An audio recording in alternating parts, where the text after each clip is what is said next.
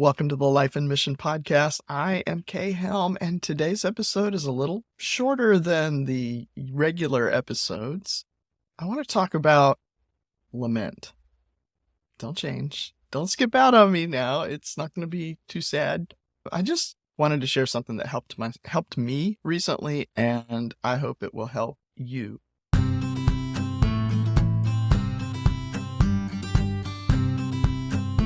You are a nonprofit leader, a ministry leader.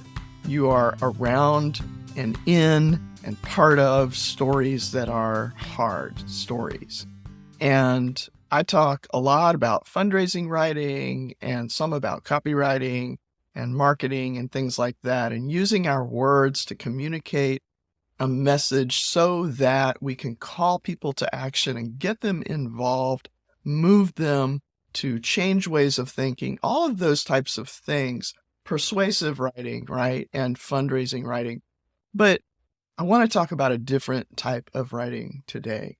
Last week, I received an email from a longtime friend, and she was asking for help with a medical issue for someone halfway around the world, and a small group of us banded together to pay for travel to another country where this person could get treatment. And he didn't survive the journey. And the intensity of my own reaction to the death of this young man surprised me. This was not someone I knew. It was someone I had never met. But his situation, I think, just triggered a lot of other stories.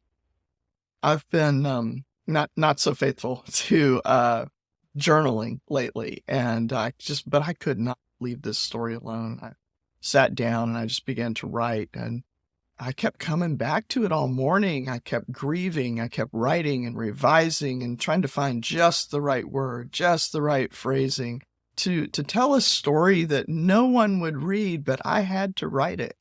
And I don't know if you've ever been in that situation where you're like, I don't know why I'm like honing this and really working on it as though it were going to be published, knowing that I can't share this story. Somehow I just could not leave this story alone. And even though I have 3 big projects going on right now, I have deadlines, and I was struggling to get on with my day. And so I know, okay, I need to deal with this for myself.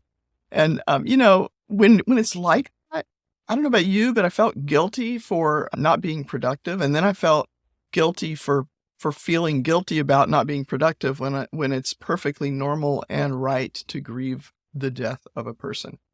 And as a ministry leader, work has to go on and things have to keep moving.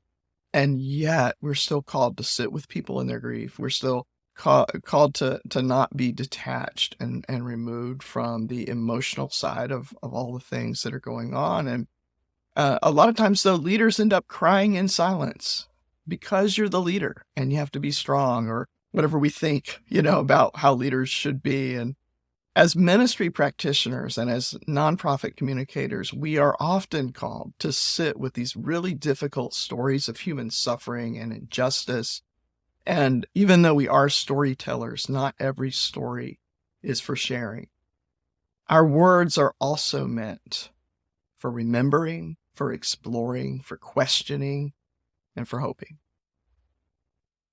There's a book called Dark Clouds, Deep Mercy, Discovering the Grace of Lament. And in it, the author says, prayerful lament is better than silence. However, I've found that many people are afraid of lament. They find it too honest, too open, too risky.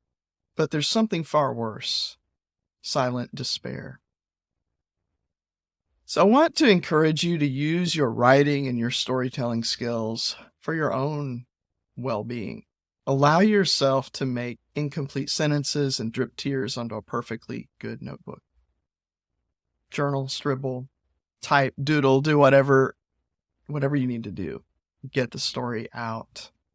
No one's going to grade it. No one has to see it, unless you need somebody to bear witness with you, which is also quite a release. There's an old philosophical question. If a tree falls in the forest and no one's around to hear it, does it make a sound? And that's actually how I felt a little bit last Friday when I was spending time on this article that nobody's going to see, I felt like I just needed one person to see it. One person really to bear witness to it.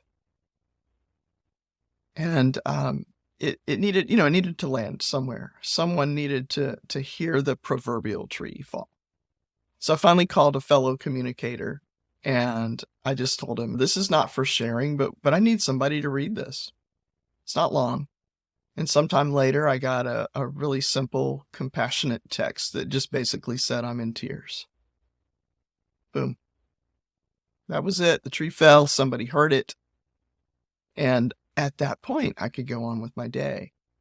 We all need people with whom we can share our laments, not as a writing exercise or for critique but just someone who can bear witness with us for those stories that we can't share publicly. Do you have somebody like that? Do you have somebody you can share those moments with and they're safe? They're not going to blab it all around. I hope you have somebody like that. And I hope you'll take the time to use your writing skills to help yourself heal, to help yourself go through the things that we all go through, the things that are big in your life and those moments. And I know journaling is a big thing for a lot of writers.